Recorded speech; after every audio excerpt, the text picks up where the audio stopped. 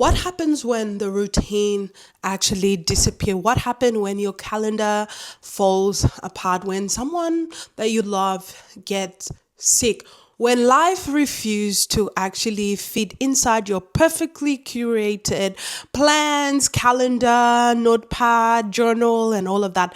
Some people bend, others actually break. Not because one works harder than the other, but because one was quote unquote busy and the other person was actually built. There is a difference between the two. And if you are a high functioning person, that difference may determine whether success becomes freedom or not, or another form of survival. Today, we're talking about why productivity systems eventually actually fail and what actually creates a free mind. Nhom lao, Nhom lao, it's all I need, yeah, yeah, it's all I need, yeah, yeah. Many of us have become experts at managing our lives. We optimize morning, we optimize our work, we optimize our calendars, we optimize our habits. And somewhere along the way, we began believing that organization equals stability. However, organization isn't the same thing as foundation. A beautifully organized house built on unstable ground will always collapse when the storm comes. The problem isn't your planner. The problem is what your planner is sitting on. One of the greatest misconceptions in personal development is that the better system automatically creates better lives. Sometimes they do. However, the system can never replace a structure. Jesus tell a remarkable story. Two men build houses from the outside. They probably look very, very similar. They're lovely. They're aesthetically pleasing. The difference wasn't the design, it was the foundation. When the storm came and one actually remained, the other collapsed.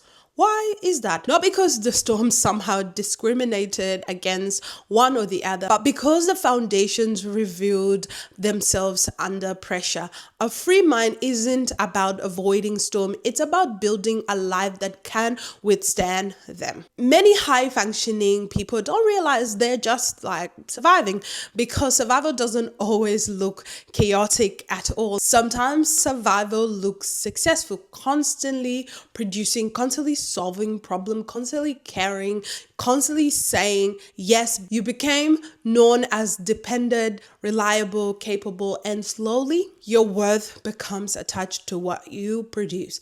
The one interruption happens and suddenly you don't know what actually to do anymore, because you're in a place where it's unfamiliar to you, because your identity was resting on performance instead of foundation. Now, people who are built still use calendars, they still plan, they still work hard. There is a difference. The difference is their peace isn't dependent on actually those things. They've built something much more deeper. A mind that can become still, relationships where they don't have to perform, an identity rooted in who God says they are, not merely in what they have actually accomplished. That is why they can adapt, not because life is somewhat easier for them, because the foundation is actually much, much stronger. If you want a free mind, build this before you build another productivity system. First, build internal peace before external efficiency. Second, build relationships where you can both give and actually receive, not just being the quote unquote strong one. And finally, build an identity that survives failures. Let me repeat that again. Build an identity that actually survives failure.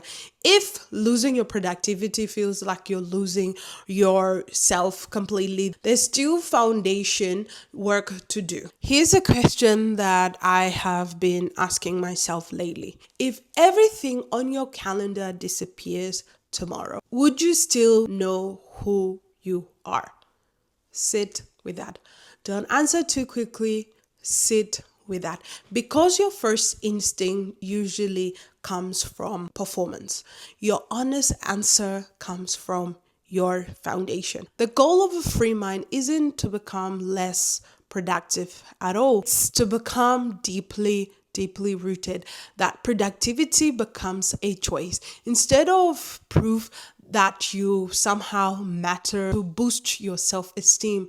Because the strongest people aren't the busiest people. They are the people who remain standing when life changes. And maybe that's where we actually begin, not with another system, but with foundation beneath it. Because before you ask, what should I do tomorrow? Perhaps the question is, what am I becoming today?